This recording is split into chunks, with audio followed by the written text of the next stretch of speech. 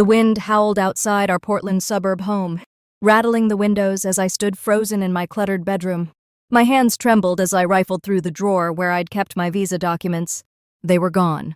My visa, the key to my dream fellowship in Stockholm for a cutting-edge climate research program, had vanished.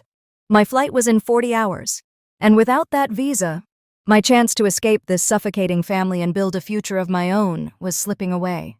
I'm Lena, 21, the middle child in a family that orbits around my younger brother, Ethan. At 18, he's the golden child, charismatic, athletic, and the pride of our parents, Claire and David. To them, Ethan's every achievement, from his basketball MVP awards to his youth group leadership, is a testament to their perfect parenting. Me, I'm the overthinker, the one who studies too hard, dreams too big, and, worst of all, dares to challenge the family's unspoken rule. Ethan shines, and I stay in the shadows. Ethan, I called downstairs, my voice tight with panic. Have you seen my visa folder? It was on my desk yesterday. He was lounging in the living room, scrolling through his phone, his latest basketball trophy gleaming on the coffee table. Nah, Lena, he said, barely glancing up. You probably lost it.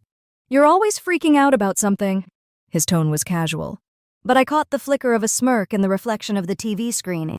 It was the same smirk I'd seen when my college application essay mysteriously disappeared from my laptop 2 years ago, or when my research presentation slides were accidentally deleted before a school competition. Ethan wasn't careless. He was calculated. Mom, Dad, I shouted, storming down the stairs. My visa's gone. I need it for Stockholm. Mom emerged from the kitchen, her apron dusted with flour from her latest baking project for the church bake sale. Her silver cross necklace caught the light as she sighed. Lena, calm down. You probably misplaced it.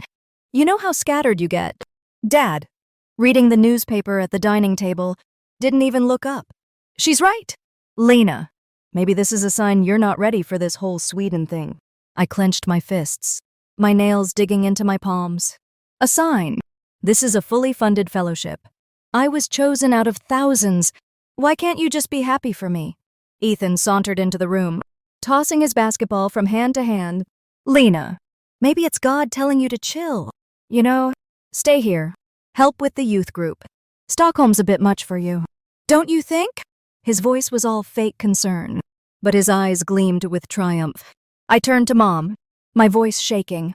Ethan was in my room yesterday, looking for his charger. He's done this before. The essay, the slides, none of those were accidents. Lena, that's enough. Mom snapped, her face hardening. Accusing your brother without evidence. Ethan's been picked as the new youth group leader. He doesn't have time for your paranoid theories. Ethan's eyes welled up with crocodile tears right on cue. I just want her to be okay. Mom, she's always trying to make me the bad guy. Dad folded his newspaper, his voice stern. Lena, family meeting. Now, in the living room, they sat like a jury, ready to deliver their verdict. Mom patted the couch beside her. Sweetheart, let's talk about this fellowship. It's such a big leap. Maybe it's too much for you right now. There's nothing to talk about, I said, standing my ground. I earned this. I'm going. Dad raised an eyebrow. Without a visa. Lena, be realistic. Maybe this is a blessing in disguise. Blessing, I scoffed, my voice rising.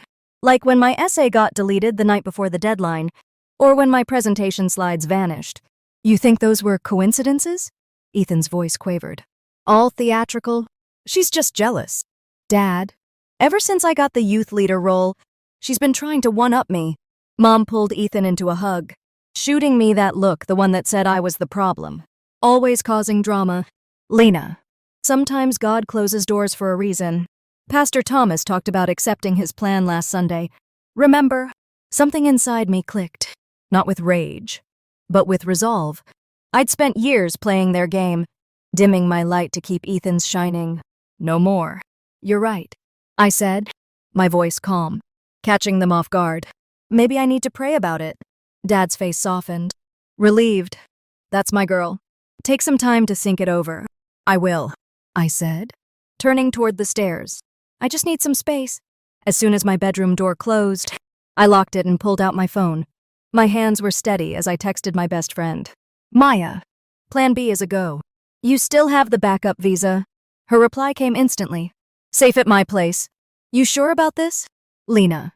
I glanced out my window, where I could see Ethan in the garage, laughing on a video call, probably bragging about my failure. I thought of the years of sabotage, the gaslighting, the way they'd tried to shrink me to fit their narrative. 100% sure. I texted back. Pick me up at 4 a.m. Mom knocked softly, holding a steaming mug of chamomile tea. Lena, I brought you something to calm your nerves.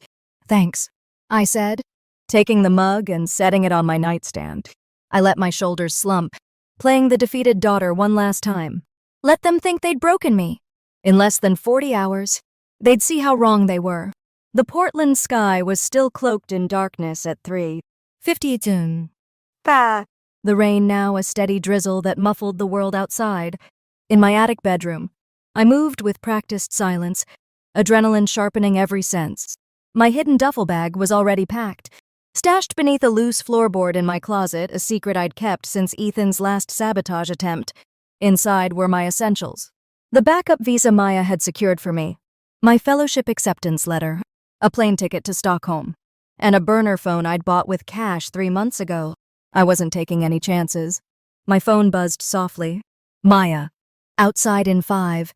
You good? I zipped up my hoodie, taking one last look at the room that had been both my sanctuary and my prison. The family photos on my dresser mocked me, Ethan always front and center, grinning, while I stood in the background, my smile forced. The cross Mom had hung above my bed gleamed faintly, a reminder of her endless sermons about God's plan. My desk, cluttered with research notes for the fellowship, was the only proof of the future I'd fought for. I left a note on my pillow, simple and sharp. Some doors you close yourselves. Don't look for me. The stairs creaked under my weight, and I froze, heart pounding. The house was silent, but I knew better than to trust it. Ethan had a habit of staying up late, especially when he thought he'd won. I skipped the 3rd stair from the bottom it always squeaked and crept into the kitchen. The faint scent of coffee lingered, the pot set to brew for Dad's morning routine. It felt like the house itself was conspiring to keep me here, whispering, stay, conform, be less. My burner phone vibrated again. Maya. Here. Black SUV. Headlights off. I edged toward the front door, my hand on the knob, when a floorboard groaned upstairs. My breath caught. Footsteps followed, slow and deliberate. Descending the stairs, someone was awake. I ducked behind the kitchen island, pulse racing, as Ethan's silhouette appeared in the hallway. He was in his basketball sweats, phone in hand, scrolling with that same infuriating smirk. He paused, head tilting like he'd heard something, then shuffled toward the living room. I waited, counting seconds, until I heard the couch springs creak under his weight. Now or never. I turned the doorknob millimeter by millimeter, wincing as the hinges let out a faint groan. The drizzle outside was my only cover as I slipped through the door, pulling it shut behind me. The cold air hit my face, sharp and freeing, but I didn't have time to savor it. Lena. Ethan's voice cut through the quiet, sharp and suspicious. He was at the door, yanking it open before I could reach the lawn. What the hell are you doing? I froze, halfway across the yard, my duffel bag slung over my shoulder. His eyes narrowed, taking in my outfit, the bag, the burner phone in my hand. The smirk was gone, replaced by something colder realization. You're sneaking out, he hissed, stepping onto the porch. After all that drama about your visa, you think you're so smart? Don't you? Back off. Ethan, I said, my voice low but steady. I'm done with your games. He laughed, a cruel edge to it, and took a step closer. Games? You're the one playing victim. Lena. Mom and Dad are gonna lose it when they hear you're running away like some ungrateful brat. I backed toward the curb, where Maya's SUV idled in the shadows. Ungrateful. For what? Years of you sabotaging me. The essay you deleted. The slides you trashed. Or maybe the visa you stole yesterday. His face twitched. Just for a second, but it was enough. Guilt. He recovered quickly, folding his arms. Prove it. Oh. Wait, you can't. Just like you couldn't prove any of it. You're just the crazy sister who can't handle me being better than you. The SUV door opened, and Maya stepped out, her silhouette tense. Lena, we gotta go. Now. Ethan's eyes flicked to her, then back to me. You're not going anywhere. He lunged forward, grabbing for my duffel bag. I twisted away, but he caught the strap, yanking hard. The bag slipped, and for a moment, we were locked in a tug of war, rain soaking us both. Let go, I shouted, planting my foot and pulling with all my strength. The strap snapped, and I stumbled back. Clutching the bag, Ethan staggered, catching himself against the porch railing. You're making a mistake, he snarled, his voice low enough not to wake the house. You think you're gonna be some big shot in Sweden? You'll crash and burn, and I'll be here, watching Mom and Dad pick up the pieces. I backed toward the SUV, my heart hammering but my resolve unbroken. Keep telling yourself that, Ethan. But this time, you don't get to win. Maya opened the passenger door, and I threw myself inside, slamming it shut. Go, I said, and she floored it, the tires squealing against the wet pavement. In the rearview mirror, I saw Ethan standing in the driveway, rain plastering his hair to his face, his expression a mix of fury and disbelief. Lights flicked on in the house. Mom and Dad were waking up. Holy shit, Maya breathed, taking a sharp turn.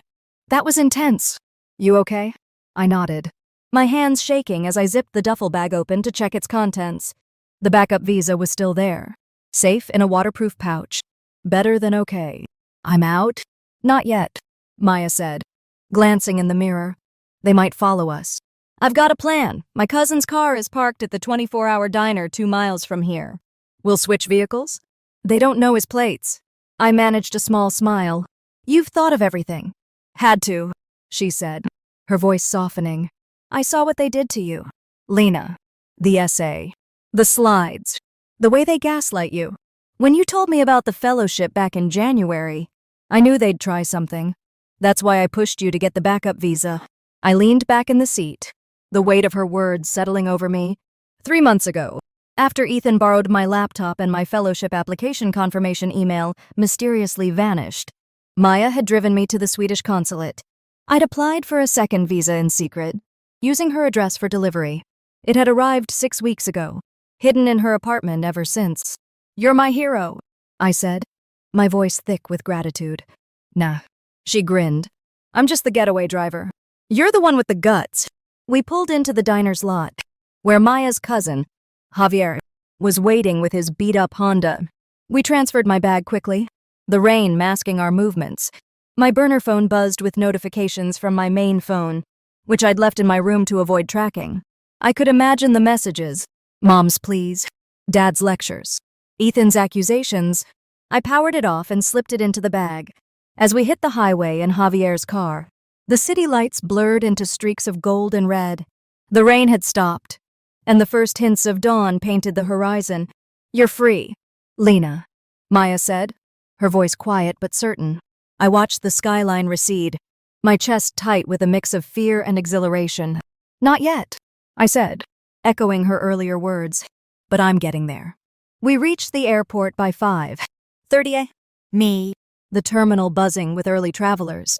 Maya parked in the short-term lot and turned to me. You sure you don't want me to walk you to security? I can stick around. I shook my head, pulling her into a fierce hug. You've done enough. Go home. Get some sleep. I'll call you from Stockholm. Promise you'll actually enjoy Sweden and not spend the whole time plotting revenge, she said, her eyes teasing but warm. Why not both?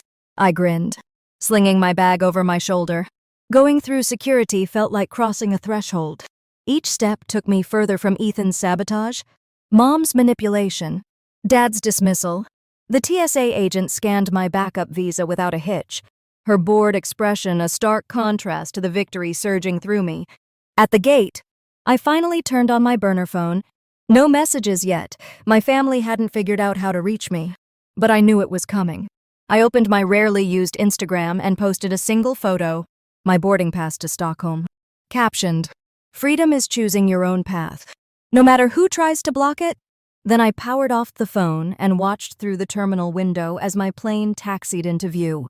The announcer's voice crackled over the speakers. Now boarding flight 672 to Stockholm. I stood, grabbed my carry-on, and walked toward the gate, my steps steady. Behind me lay 21 years of being told I was too much, too ambitious, too different. Ahead was everything I'd fought for. Let Ethan play the victim. Let my parents call the cops. Let them think they knew me. I was about to rewrite my story, and they wouldn't see it coming. Stockholm greeted me with a crisp autumn breeze and a skyline that shimmered under a pale September sun. As I stepped out of Arlanda Airport, the weight of Portland of Ethan's sabotage, Mom's manipulation, Dad's dismissal felt like a distant memory, yet it lingered like a bruise. My burner phone buzzed in my pocket, but I ignored it. I wasn't ready to face the flood of messages from my family, not when I was standing on the edge of everything I'd fought for.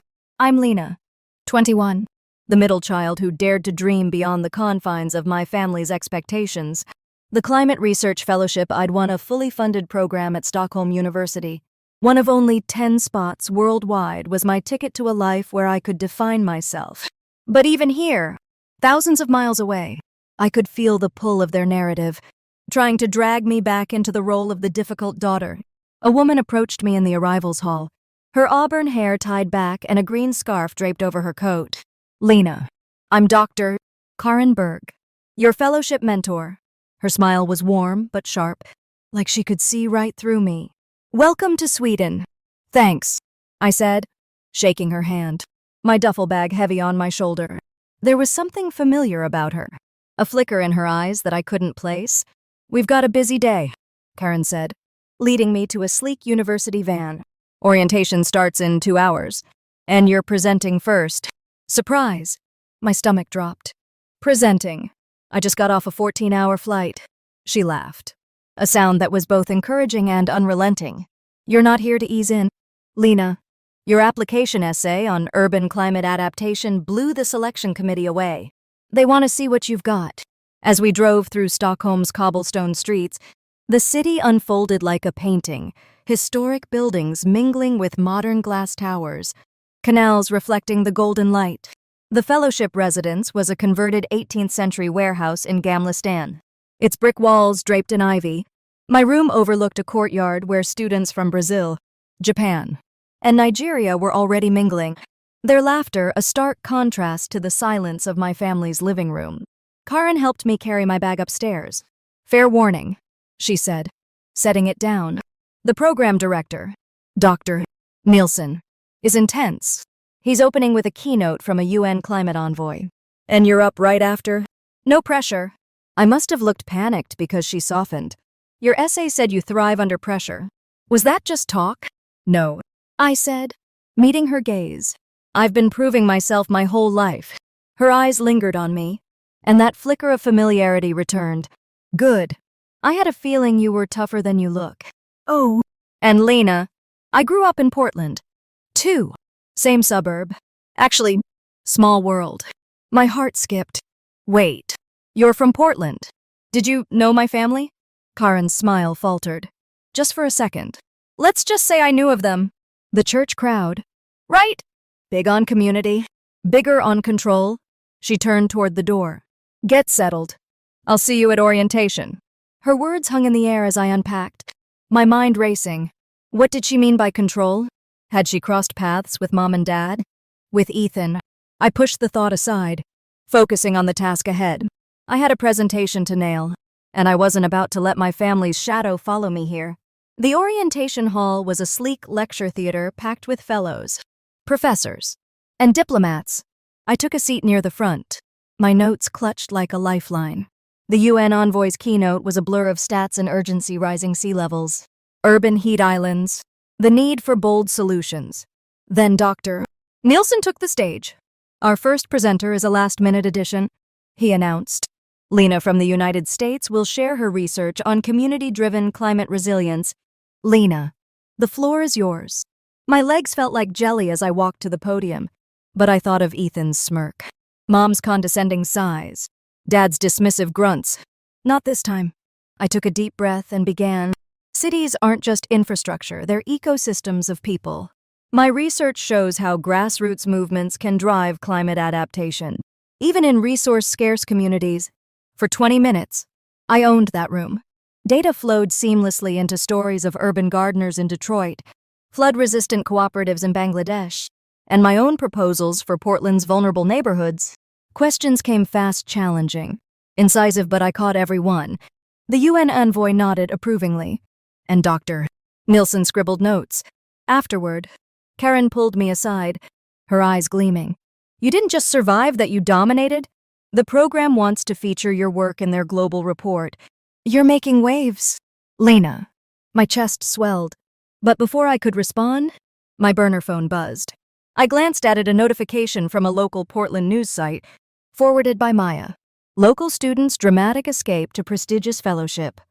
Sparks family controversy. The article detailed my departure, quoting neighbors. The family always favored the son. Lena was the quiet one. But brilliant. The comment section was a war zone. I go to their church, there's more to this story. Good for her for breaking free. What kind of brother steals a visa? I opened Instagram, where Ethan had posted a selfie in his basketball jersey, captioned, "Family first. Always." Some people don't get that.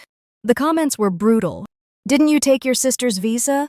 Your sister's killing it in Sweden. Maybe focus on your own game. His follower count was dropping by the minute. Karen peered over my shoulder. Your brother, I presume, the golden child, was, I said, my voice steady. He's losing his crown. She nodded, her expression unreadable. I saw this play out before. You know, my cousin was part of your parents' church youth group. Years ago, she wanted to study abroad. 2. Your mom, let's just say she didn't take it well, called it selfish. My cousin never left. I stared at her, the pieces clicking. That's why you knew about the control. Partly, Karen said. But I also read your application essay. You didn't just write about climate, you wrote about resilience. About surviving systems that try to hold you back. I knew you'd make it here. My phone buzzed again. A text from Maya. Your mom's freaking out on the church Facebook group. Posted about praying for your return. Ethan's youth group kids are asking questions. It's a mess. I imagined mom's frantic typing, dad's silent fury, Ethan's crumbling facade. For years, they'd painted me as the problem, too ambitious, too defiant. Now the world was seeing the truth. Karen handed me a tablet. Check your email. The program's PR team wants you for an international promo video. Filming starts tomorrow. I opened my inbox, and there it was. An invitation to speak at a UN climate conference in Geneva next month. My hands shook as I realized what this meant. Back in Portland, my family would have to watch me succeed. No matter how hard they tried to rewrite the narrative. That night, I sat in the courtyard with other fellows, sharing stories over steaming mugs of glug. For the first time, I felt seen, not as the difficult daughter, but as Lena, researcher, dreamer, survivor. My phone lit up with a news alert. Portland student named rising star in global climate research. Karen appeared, holding 2 glasses of sparkling cider. Congrats, she said, clinking her glass against mine. But you might want to check your email again. The program director had written, your presentation was exceptional. We'd like you to lead a panel at the Geneva conference. International press will be there. I pictured Ethan's face when he saw the news. Mom and Dad scrambling to explain why they'd never mentioned my achievements. To new beginnings, I said, raising my glass. Karen smiled. To rewriting the story. Under Stockholm's starry sky, surrounded by people who valued my light instead of trying to dim it. I felt something shift. This wasn't just about escaping anymore. It was about becoming who I was meant to be. My phone buzzed one last time, a text from Mom. Lena, please come home. We're worried. I turned it off and rejoined the group, where someone was proposing a midnight walk along the waterfront. Let them worry. Let them watch. I was done living in their shadow. The Geneva conference hall buzzed with anticipation, its high ceilings and glass walls amplifying the energy of the gathered diplomats, scientists, and journalists. I stood backstage, my hands steady despite the weight of the moment. In less than 10 minutes, I'd address the UN Climate Action Summit, not just as a fellowship recipient, but as a voice for grassroots resilience. My presentation was polished, my slides flawless, but I carried something else today, a file of evidence that would shatter my family's carefully curated facade. I'm Lena, 21, The middle child who escaped a family determined to keep me small. A month into my climate research fellowship in Stockholm, I'd found my place among scholars who valued my ideas, not my compliance. But back in Portland, my family, mom, dad, and my golden boy brother, Ethan, were scrambling to salvage their reputation as my success cast a spotlight on their sabotage. My burner phone buzzed in my pocket. A text from Maya. Ethan just posted a video. He's apologizing. It's a train wreck. Check it? I hesitated, then opened Instagram. Ethan's latest post was a tearful selfie in his church's youth group room, his voice quavering. I've made mistakes, he said, eyes downcast. I never meant to hurt Lena. I just wanted to protect our family. Please pray for us. The caption read, Learning to grow through grace. The comments were merciless. Protect the family. By stealing her visa. This is damage control, not an apology. Your sister's speaking at the UN, and you're crying for likes. His follower count, once in the thousands, was hemorrhaging. I closed the app, a mix of satisfaction and exhaustion washing over me. Ethan's act wasn't working anymore. Dr. Karen Berg, my mentor, appeared beside me, her green scarf a familiar anchor. Ready? She asked, adjusting my lapel mic. The room's packed BBC, Al Jazeera, you name it. Ready, I said, clutching my tablet. But I'm adding something to the presentation. Her eyes narrowed, catching the edge in my voice. Something personal. Something true. I replied.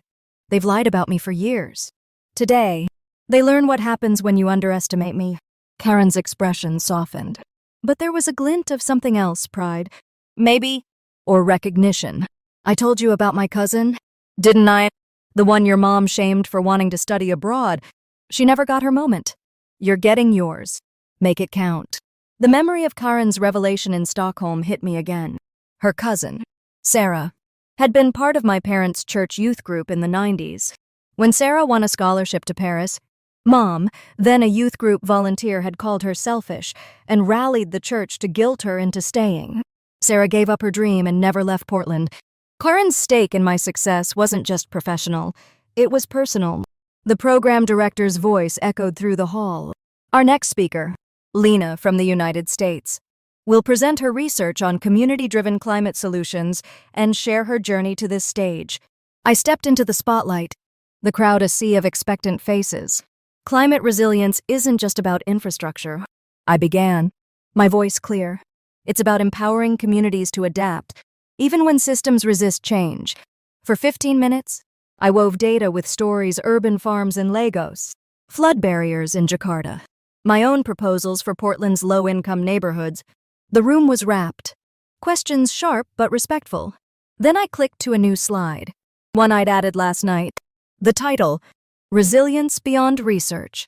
Before I conclude, I want to address something personal, I said, my tone steady. Success often comes despite obstacles, not because of support. My journey here wasn't just academic, it was a fight against a family who tried to stop me. Murmurs rippled through the audience.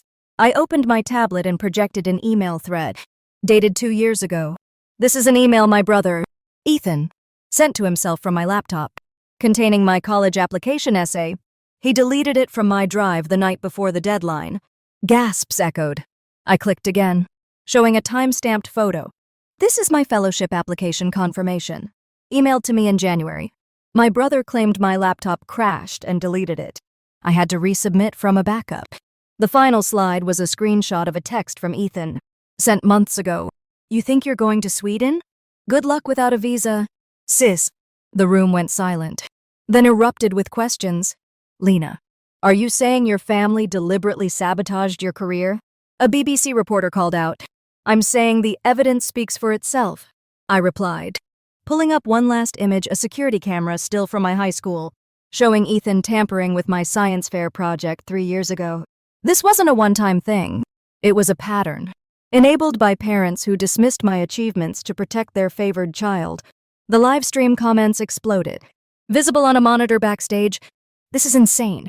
Her brother needs to be held accountable. I'm from Portland, their church is shady. Lena's a hero for calling this out. Back home, Maya texted, your mom just deleted her Facebook post. Ethan's video is gone. The church group is imploding. Karen gave me a discreet thumbs up from the wings. After the session, she introduced me to a UN official. Lena's work is groundbreaking, she told him. Her resilience, on and off the stage, is why we're nominating her for the Global Youth Leadership Award. My phone buzzed with the news alert. Portland students' UN speech exposes family sabotage. Sparks viral debate. The article quoted church members. We were told Lena was troubled. Now we're questioning everything. Ethan's youth group was in chaos, with teens confronting him about his integrity as a leader. Mom's latest church post, claiming to be proud of me, was drowned in screenshots of her old comments dismissing my dreams. As we left the hall, Karen pulled me aside. There's more about my cousin you should know. After she gave up Paris, your mom spread rumors that Sarah was unstable. It ruined her reputation. I didn't just take you on because of your essay.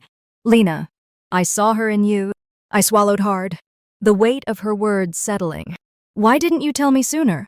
I wanted you to focus on your future, not their past, she said. But after today, I think you're ready to handle it all. That evening, I sat in my Geneva hotel room, the city's lights glittering below. My inbox was flooded with messages from strangers, young people sharing their own stories of family suppression. My parents threw out my art portfolio. They told me college was a waste. You gave me courage to apply for that scholarship. One email stood out, from a Portland neighbor. Your parents are stepping back from church leadership. The pastor's launching an inquiry. Ethan's Instagram was now private, his youth leader role under review. Mom and Dad's texts had shifted from demands to pleas. Lena, people are saying awful things. Please call. This isn't Christian of you. I blocked their numbers. My hands steady. Karen knocked, holding a bottle of sparkling water. To truth, she said, raising her glass. To freedom, I corrected, clinking mine against hers. And to making them irrelevant, my phone lit up with another alert.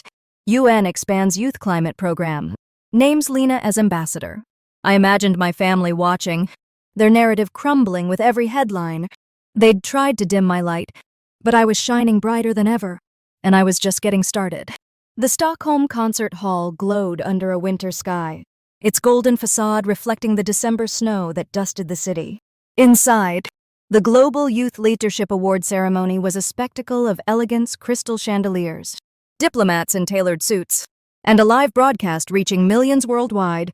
I stood backstage, my navy gown shimmering under the lights, my heart steady but electric. Tonight wasn't just about an award, it was the culmination of everything I'd fought for. Proof that no one could dim my light. I'm Lena, 21, the middle child who broke free from a family that tried to cage me. 3 months after escaping Portland, I'd carved a place for myself in Stockholm's Climate Research Fellowship, my work on grassroots resilience now shaping global policy.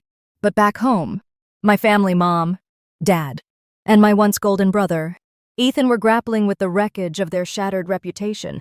Exposed by my UN speech in Geneva, I wasn't running anymore. I was soaring. Dr. Karen Berg, my mentor, adjusted my microphone with a proud smile. Ready to make history? She asked, her green scarf a familiar beacon. Your family's watching. You know, Maya says they've gathered at the church with the pastor, probably praying you'll come to your senses. I laughed softly, the sound free of bitterness. Let them pray. I'm done carrying their guilt. Karen's eyes softened, recalling her cousin Sarah, whose dreams had been crushed by my mother's judgment years ago. You're not just doing this for you, she said. You're doing it for every kid like Sarah, like me, who needed someone to show them how to fight. The program director's voice boomed through the hall. Tonight's Global Youth Leadership Award recipient has redefined resilience. Please welcome Lena. The applause was deafening as I stepped onto the stage, the spotlight warm against my skin. I thought of every sabotage, Ethan's stolen visa, my deleted essay, my trashed science fair project. I thought of Mom's sermons, Dad's dismissals, the years I'd been told to be less. Not tonight. Leadership isn't born in comfort. I began, my voice steady. It's forged in resistance. My journey started not with a dream, but with a backup visa, hidden from a family who thought my ambition was a sin. Laughter rippled through the crowd, warm and knowing. We talk about climate resilience, but personal resilience is just as critical. It's surviving love that feels like control. Praise that lifts one child while crushing another. I paused, letting the words settle. My brother stole my visa to keep me from this stage. My parents called it God's will. But here's what they missed. Sometimes love isn't love at all. It's fear dressed up as protection, and it thrives on keeping you small. The cameras panned across the audience, UN officials, youth activists, a Nobel laureate, all leaning forward. To every young person told to dream smaller, to stay in their place, I continued. Your potential isn't a threat. It's a gift. You don't have to dim your light to make others comfortable. The applause built into a standing ovation, camera flashes lighting up the hall. Backstage, Karen gave me a nod, her eyes glistening. My burner phone buzzed silently in my clutch. A text from Maya. Your mom's crying in the church livestream? Ethan tried to post a response, but his account got suspended. You're trending globally, Lena Shines. I stepped off the stage to a flood of congratulations, but my mind drifted to Portland. Maya's updates painted a vivid picture. Mom's desperate church posts unraveling under scrutiny. Dad skipping his men's prayer group. Ethan's youth leader role officially revoked. Their perfect family facade was dust, and they had no one to blame but themselves. At the reception, Karen introduced me to a UN climate director. Lena's research is reshaping urban policy, she said. We're offering her a permanent role after graduation, full diplomatic status. I shook the director's hand, my chest swelling. My parents had insisted I'd never survive outside their bubble. Now I was building a career they couldn't comprehend. My phone lit up with the news alert. Stockholm Award recipient, Lena, named Voice of a Generation. The article quoted my speech, alongside messages from young people worldwide. My family burned my college applications. Lena gave me courage to reapply. I'm the black sheep, too. Thank you for showing us we can fly. Then I saw Ethan's latest attempt, a private message from a new account. Slipped through before his suspension. Lena, I was wrong. I'm sorry? Can we talk? I stared at the words, my thumb hovering over the reply button. For years, I'd craved an apology, some sign they saw me. But this wasn't remorse, it was desperation. A last grasp at control as his world collapsed. I deleted the message, my heart light. His growth wasn't my burden anymore. Karen found me on the balcony, the Stockholm skyline sparkling below. Your phone's been buzzing nonstop, she said, handing me a glass of champagne. Your aunt called the program office. Your parents are taking a sabbatical from church to heal. A translation. They can't handle the gossip. I laughed, the sound freer than ever. And Ethan lost his scholarship to that basketball camp, she said. Turns out, his coach didn't appreciate the character concerns. Karma doesn't take prayer requests. We clinked glasses. To the black sheep, Karen said. To never looking back, I corrected, the champagne crisp against my lips. The next morning, I opened my laptop to an email from the UN director. We're expanding your speaking tour Asia, Africa, Latin America. Your story is a movement. Another email caught my eye. From an unknown sender. I saw your speech. I'm leaving for college tomorrow. Despite my parents' threats, I got a backup plan. Just like you. Thank you, I smiled, remembering the rush of freedom on that flight to Stockholm. Keep shining, I typed back. The world is bigger than their fears. Later, I walked through Gamla Stan with my fellowship cohort, their laughter wrapping me in a warmth I'd never known at home. They were my family now, Karen, who saw my strength. Maya, who drove me to freedom. These scholars, who celebrated my light. My phone buzzed one last time, a voicemail from Dad. Lena, we saw the news. We just want to talk. I deleted it without listening. Their words couldn't reach me anymore. I was done performing for their approval, done shrinking to fit their story. Below, Stockholm's canals reflected the dawn, each ripple a possibility, a future unbound by their limitations. As we reached the waterfront, someone proposed a group photo. I stood in the center, my smile unforced, my gown catching the light. The camera flashed, capturing not just a moment, but a truth. I wasn't the difficult daughter, the black sheep, the failure. I was Lena, researcher, leader, survivor, and my light was just beginning to shine. The Nairobi skyline glittered under a warm March evening in 2028, its modern towers blending with the vibrant pulse of the city. I stood on the balcony of the UN Environment Program headquarters, my silk dress catching the breeze as I prepared to address the Global Climate Resilience Summit. At 24, I was no longer just Lena, the middle child who fled Portland's shadows. I was Dr. Lena Harper, UN Climate Ambassador. My research on community-driven adaptation now a cornerstone of international policy. Tonight's keynote would launch a $500 million fund for urban climate projects. Inspired by my work, my phone buzzed with a message from Dr. Karen Berg, my mentor and friend, who was in Stockholm finalizing her own research institute. You're about to change the world again. Proud of you, I smiled, thinking of the journey that brought me here, escaping my family's sabotage, defying their narrative, building a life where my light could shine unbound. Portland felt like a lifetime ago, but its echoes still lingered, faint but persistent. Back in 2025, my Global Youth Leadership Award speech had gone viral, exposing my brother Ethan's theft of my visa and my parents' complicity. The fallout had been swift. Ethan lost his youth leader role. Mom and Dad retreated from church leadership, and their perfect family facade crumbled under public scrutiny. I'd blocked their numbers, choosing a new family, Karen. Maya, my fellowship cohort who celebrated my ambition instead of suppressing it. But time has a way of unearthing buried truths. And tonight, I'd face a piece of my past I hadn't expected. The summit hall was a sea of delegates from 80 countries, their applause warm as I took the stage. Resilience isn't just about surviving. I began, my voice carrying the confidence of years. It's about thriving in the face of resistance, whether from climate crises or systems that demand you stay small. I shared stories of Nairobi's rooftop gardens, Mumbai's flood cooperatives, and my own path from a sabotaged visa to this podium. The crowd hung on every word, their questions sharp but inspiring. As I stepped off stage, a UN aide approached, her expression hesitant. Dr. Harper, there's someone here to see you. She says she's your mother. My heart stuttered. Mom? Here. I'd had no contact with my family in 3 years. Not since I deleted their voicemails begging for reconciliation. Where is she?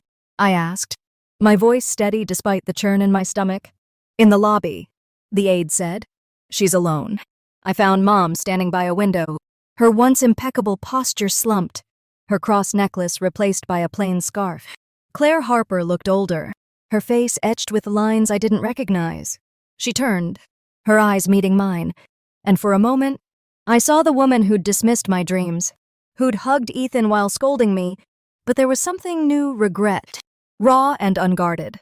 Lena, she said, her voice trembling. I had to see you.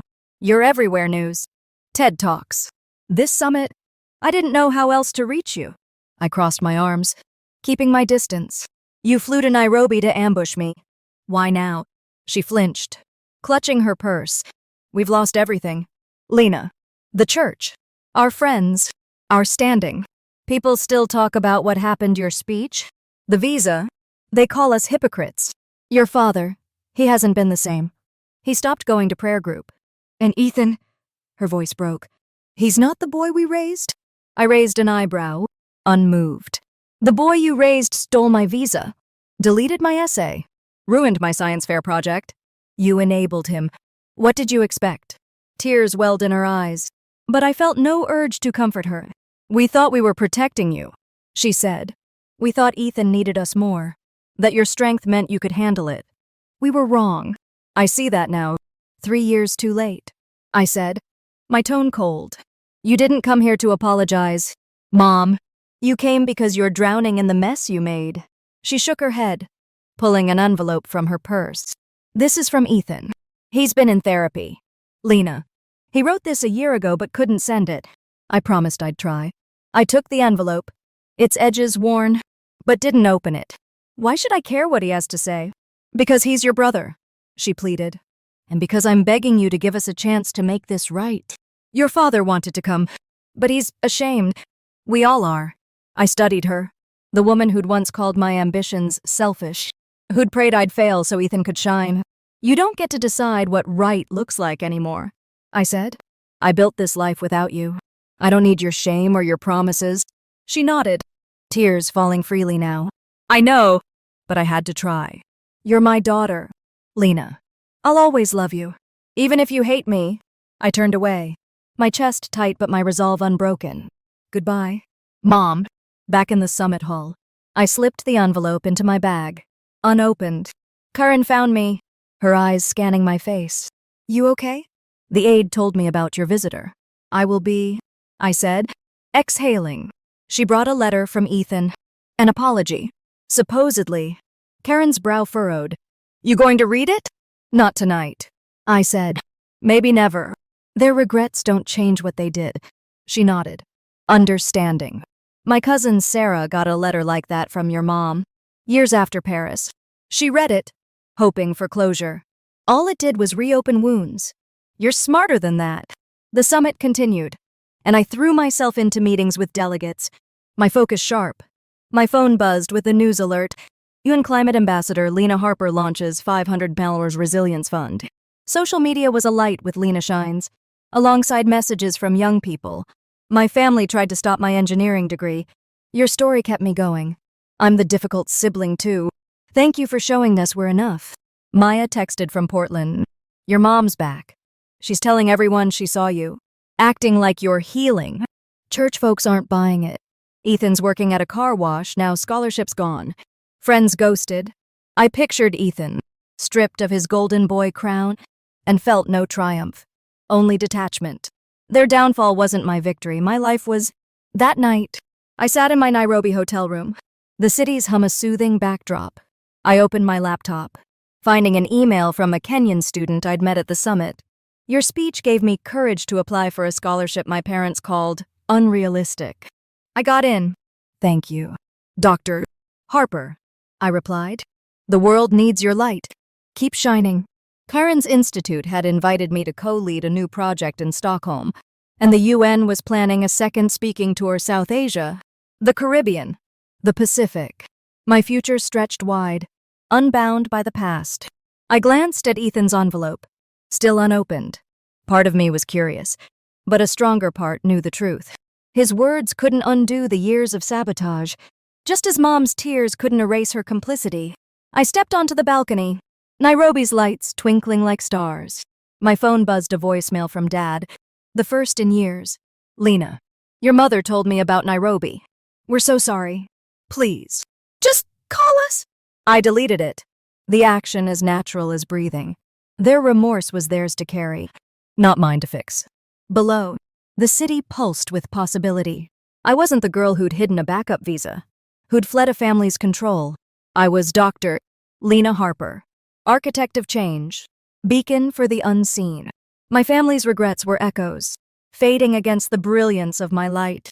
And as I looked to the horizon, I knew I was exactly where I was meant to be, and I was never going back.